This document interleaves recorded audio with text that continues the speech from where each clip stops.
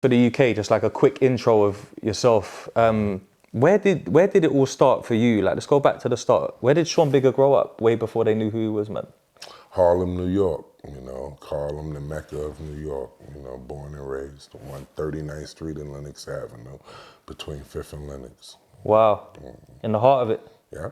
Does that come under the West Side? Yep. That's the West Side. Yeah. I grew up on the same block as Big L.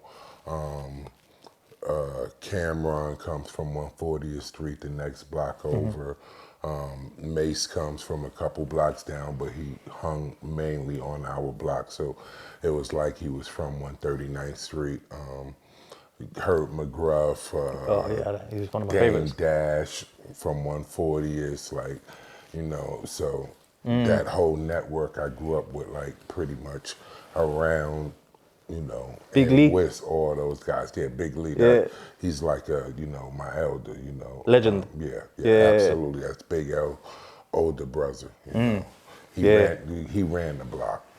Big Lee ran the block. He was, the boss of NFL crew. Wow. How did that shape your life growing up over there, being it like, because it's the Mecca, isn't it? That's like, it's got a lot of history, bro. So for me, what's funny with, I've explained this before, with my block on 139th Street.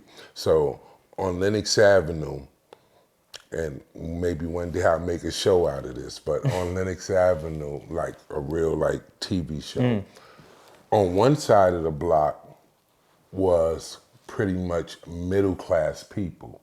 So, husband, wife, all the kids went to private school or Catholic school. None of the kids, we all went private school, Catholic school. Our parents was high people in their jobs, you know what I'm saying? My mom was a therapist, different people, moms was a nurse or something like that. They came from good jobs, whatever like that.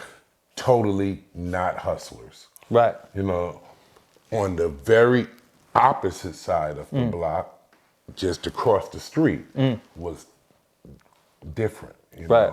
Those was more so families that was hustlers and knew the street and was up the game, and it was totally different from our side.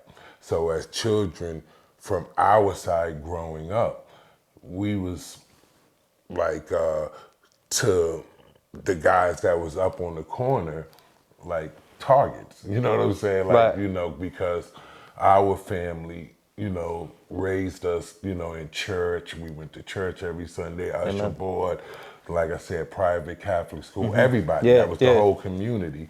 But we were still in Harlem. So that was just where the gated community where we lived at, but we still had to now go outside that community to go to the store, to go up the block, whatever. And these guys ran the street. You know what I'm saying? You know what I'm saying? So it's like the yin and the yang. It was hard because they looked at us as like mama's boys. Yeah. You know what I'm saying? Little punks. You know what I'm saying? Take his wallet. So it was tough for us kind of coming up because they picked on us. Yeah. They didn't respect us. Got you. We had a different life other than theirs. West London's a little bit like that. That's why I can kind of relate to what you're saying. West London's got like real bad places right next door to real great places where rich people live. Wow. They got exposed by like the Grenfell fire and whatnot, where the council block, which is like a project building, burnt down because they used a material for cladding on the roof to make it look pretty to the rich people, but it caught fire quicker. Wow. So most people died, God bless them, from that whole building. Yeah, man, it was real mad, crazy thing that happened in London that was tragic. And wow, that's crazy. Yeah, but it shows. But a lot of areas don't know the vast difference between having like a ghetto next door to people with money. Yeah. So they'd be like, what? How does that work across the? But I've seen that in West, so it's weird, isn't it? Because you're living next, you're seeing so much, and there's so much opportunity. You could wake up one day and decide you're selling something, and you got the rich people right next door to buy it. Yeah. So it's real hustlers. It's like a different level. They really get street money. Yeah. Rather than just like what they say out here, nickels and dimes and that. That's what they say over here. Exactly. Bits and bobs, nickels and dimes, all sorts of money. So, so did that shape your? But you're a big guy, bro, as well. Like, pause. You got that. You're a big dude, bro. Like, and so imagine being this size at 13 years old. this is what I was just gonna ask. Like, when did you? Because Exactly. yeah. So it didn't help the situation. So wait, do they want to pick on you more now to test? Oh, absolutely. Damn. They was kicking my ass. Probably, I would say, the earliest memory is about 5 or 6 years old. You know what I'm saying? They was kicking my ass then. And That's let crazy, me tell you know. that story. So my mom, so in school, I was in the first grade.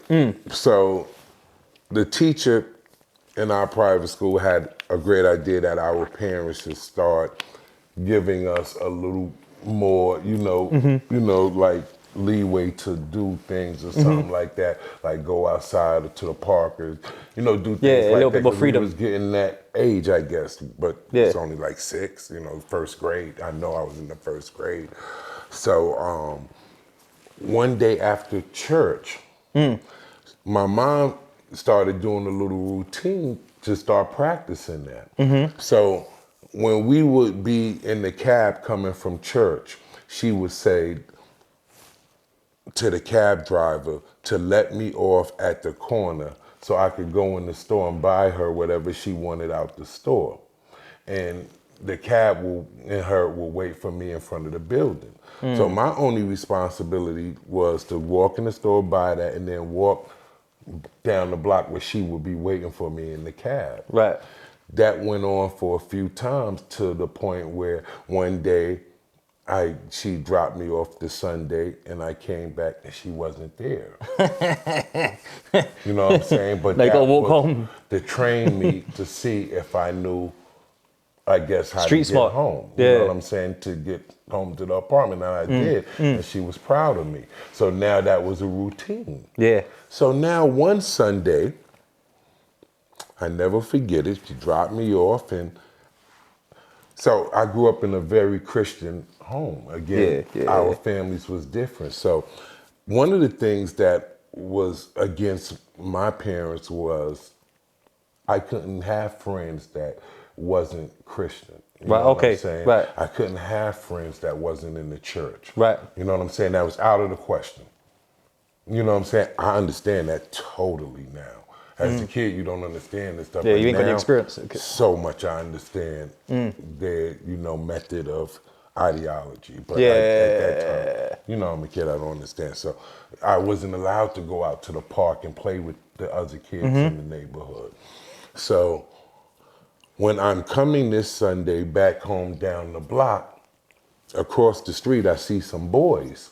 And I wanted, you know what I'm saying? I wasn't used to playing with the boys outside the neighborhood. I'm excited because I am in the house kid, always in the house, So you're outside So now. I see the other kids and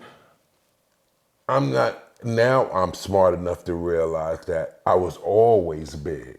So somebody I might think is my size was 3 and 4 years older than me. You know what I'm saying? That fixes to get. I was always They're big people. Yeah, I was always big, So, but I don't know that. I see kids. I think they my size. But they're older. They're like 18 and shit. 19. No. I'm 6. Oh, so they're like 15. No, they probably was maybe 11, 12. Okay, maybe right. about bad 11, 12 year old. Context, yeah. So I'm like, start waving at them. And I'm like, hey guys. Like, what's up? Hey, what's up, fellas? You know what I'm saying? And they get real mad.